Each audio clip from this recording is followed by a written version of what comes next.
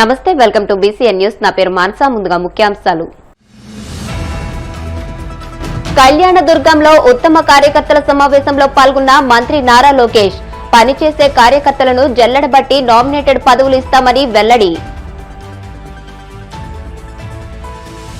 తుఫాన్ సమయంలో బాపట్ల జిల్లా యంత్రాంగం సేవలు ప్రశంసనీయమన్న మంత్రి పార్థసారథి. అధికారులు సమన్వయంతో ప్రజలకు సేవలు అందించారని వెల్లడి. ఉద్యోగాలు పీకేయడం, ప్రభుత్వ సంస్థలను ప్రైవేటు పరం చేయడమే ముఖ్యమంత్రి చంద్రబాబు విజన్. మాజీ మంత్రి కురసాల కన్నబాబు ఆగ్రహం. గోవింద నామస్మరణతో మార్మోగిన కోనసీమ తిరుమల. వాడపల్లి వెంకన్న దర్శనానికి పోటెత్తిన భక్తజనం. గత 16 నెలల పాలనలో ప్రభుత్వం చేసిన మంచి పనులను ప్రజల్లోకి బలంగా తీసుకువెళ్లాలని, కార్యకర్తలంతా క్షేత్రస్థాయిలో ప్రజలతో మమేకం కావాలని టీడీపీ జాతీయ ప్రధాన కార్యదర్శి మంత్రి నారా లోకేష్ పార్టీ శ్రేణులకు దిశానిర్దేశం చేశారు. అధికారంలోకి వచ్చాక మనం చేసిన అభివృద్ధి, సంక్షేమ కార్యక్రమాల గురించి ప్రజలకు వివరించాల్సిన బాధ్యత మనందరిపైన ఉందని ఆయన స్పష్టం చేశారు. అనంతపురం జిల్లా కళ్యాణదుర్గంలో నిర్వహించిన ఉత్తమ కార్యకర్తల సమావేశంలో లోకేష్ ముఖ్య అతిథిగా పాల్గొని ప్రసంగించారు. ప్రతిపక్షంలో ఉన్నప్పుడు అనేక కేసులు, దాడులను ఎదుర్కొని పార్టీ కోసం పనిచేసిన వారిని గుర్తించి గౌరవించేందుకు ఈ సమావేశాలు నిర్వహిస్తున్నామని తెలియజేశారు. మన జరిగిన మహానాడులో మారిన కాలానికి మన సిద్ధాంతాలు కూడా ముందలు తీసుకెళ్లాలని, దాంట్లో ప్రధానమైన సిద్ధాంతం కార్యకర్తలే మా అధినేత అని ప్రకటిస్తాం జరిగింది. ఆ సిద్ధాంతాన్ని నమ్ముకుని ఆర్నిసలు కార్యకర్తలకు అందుబాటులో ఉంటూ పనిచేస్తున్న గౌరవ శాసన సభ్యుడు మన స్వామి సురేందర్ బాబు గారికి నా హృదయపూర్వక నమస్కారాలు. అదేవిధంగా వేదికమైన పెద్దలందరూ కూడా పేరు పేరున నా నమస్కారాలు. భారతదేశంలో అనేక ప్రాంతీయ పార్టీలు ఉన్నాయి, కానీ కార్యకర్తలే నడిపించే పార్టీ ఒక తెలుగుదేశం పార్టీ. నేను ఎన్నో మార్లు అన్నా, విశ్వవిఖ్యాత నడ సార్వభౌమ స్వర్గశ్రీ నందమూరి తారక రామారావు గారు ఏ ముహూర్తంలో పార్టీ స్థాపించారో తెలియదు, కానీ నాకు 1 కోటి మంది కుటుంబ సభ్యులు ఆయన ఇచ్చేస్తాం కూడా జరిగింది. నాకు అక్క చెల్లెలు లేరు, అన్న తమ్ముడు లేరు, కానీ 1 కోటి మంది తెలుగుదేశం పార్టీ కుటుంబ సభ్యులు నా ఒక్కడికి సొంతం. అసలు ఆ పసుపు జెండా చూసినా, ఆ పసుపు రంగు చూసినా మనకి ఎమోషనే. కార్యకర్తలు చూసి ఉత్సాహం తెచ్చుకున్న వ్యక్తి మీ లోకేష్. ఆనాడు పుంగనూరులో చూసాం, స్థానిక సంస్థల ఎన్నికలు జరుగుతుంటే ఎవరు, మన తాత అంజిరెడ్డి తాత బీఫామ్ పట్టుకుని వెళ్తుంటే వాళ్ళు వచ్చారు దాడి చేసేదానికి. మీసాలు మిలేసి తొడగొట్టి రా బిడ్డ రా అని చెప్పాడు. ఆ అంజిరెడ్డి తాతనే నాకు స్ఫూర్తి. ఇంకొక చెల్లమ్మ మంజులారెడ్డి గారు పల్నాడులో ఆమె బూత్లో కూర్చుంటే వైకాపా నాయకులు వచ్చి దాడి చేశారు. రక్తం గారుతున్నా కూడా చివరి ఓటు పోలైన తర్వాతనే హాస్పిటల్కి వెళ్ళిన మంజులారెడ్డి గారు నాకు స్ఫూర్తి. ఇంకొకైనా చెన్నుపాటి గాంధీ గారు విజయవాడలో పార్టీ ఆవిర్భావం నుంచి ఉన్న వ్యక్తి. అహర్నిశలు ఆనాటి పాలకులు వ్యతిరేకంగా మాడుతున్నారని ఏకంగా ఆయన పైన దాడి చేసి ఒక కన్నుని పొడిసి కంటి చూపు పోయినా కూడా జై తెలుగుదేశం అన్న గాంధీ గారే మీ లోకేష్ కి స్ఫూర్తి. మోంతా తుఫాన్ సమయంలో బాపట్ల జిల్లా యంత్రాంగం సేవలు ప్రశంసనీయమని జిల్లా ఇన్ఛార్జ్ మంత్రి కొలుసు పార్థసారథి అన్నారు. అత్యవసర సమయంలో అధికారులు సమన్వయంతో ప్రజలకు సేవలు అందించారని ఈ సందర్భంగా ఆయన కొనియాడారు. మోంతా తుఫాన్ మీరందరూ కూడా చూసుంటారు.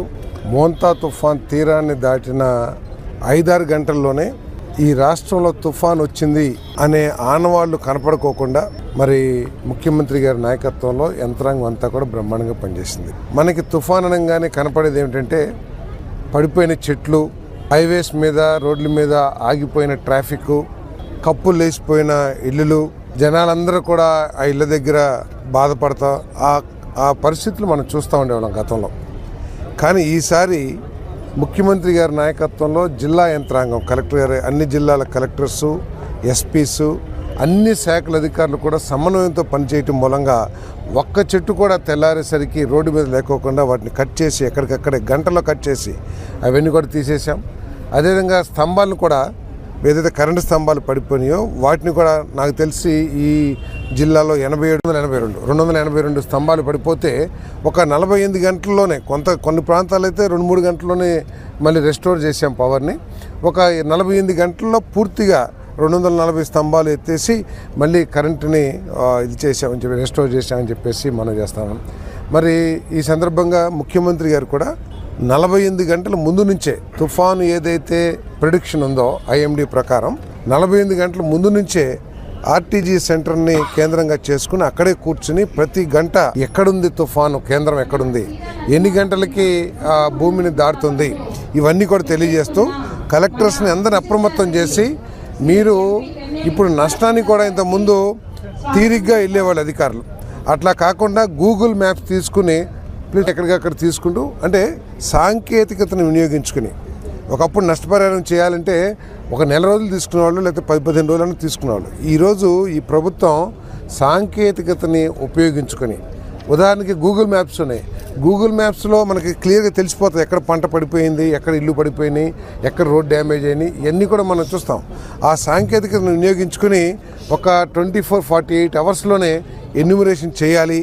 ఉద్దేశం ఏమిటంటే అతి త్వరలో తక్కువ సమయంలో నష్టపరిహారం పేద ప్రజలకు అందించాలనే లక్ష్యంతో మరి చేశారు.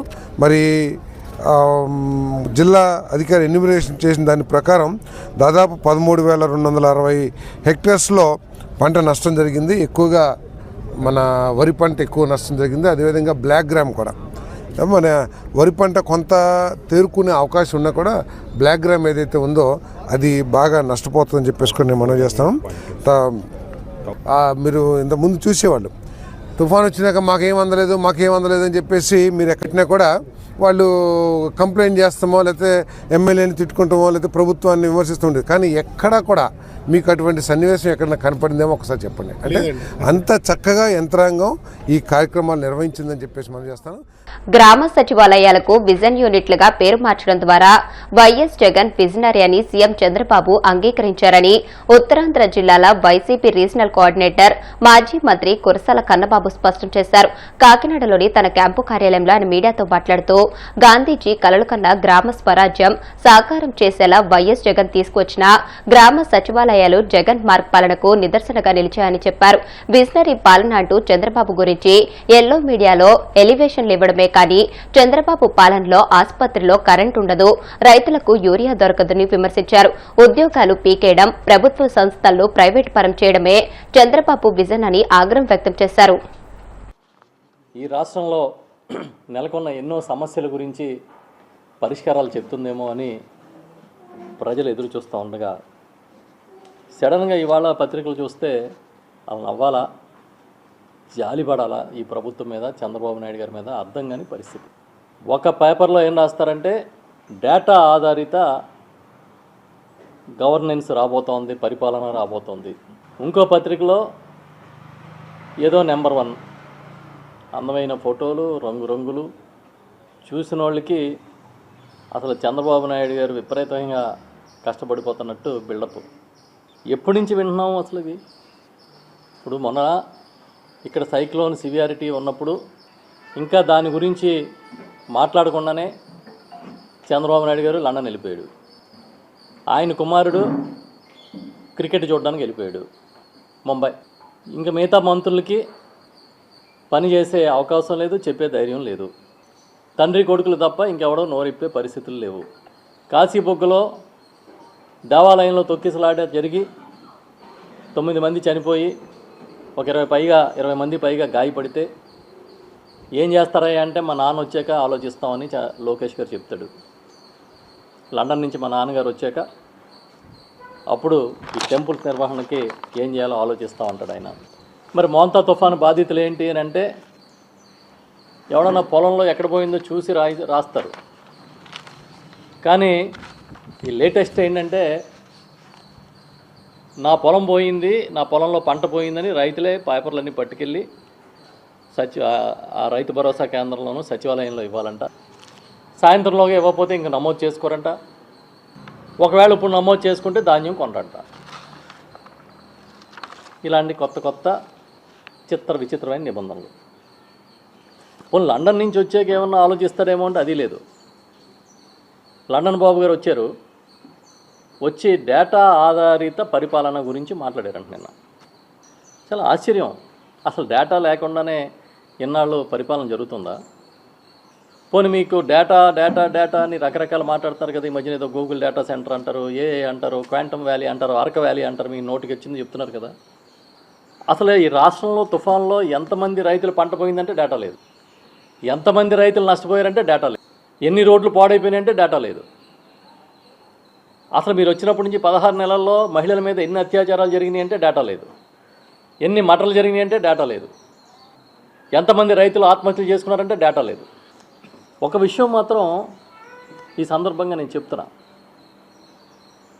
స్థానిక స్వపరిపాలన, ప్రజల వద్దకు పాలన, ఇలాంటి ఒక విజన్కి,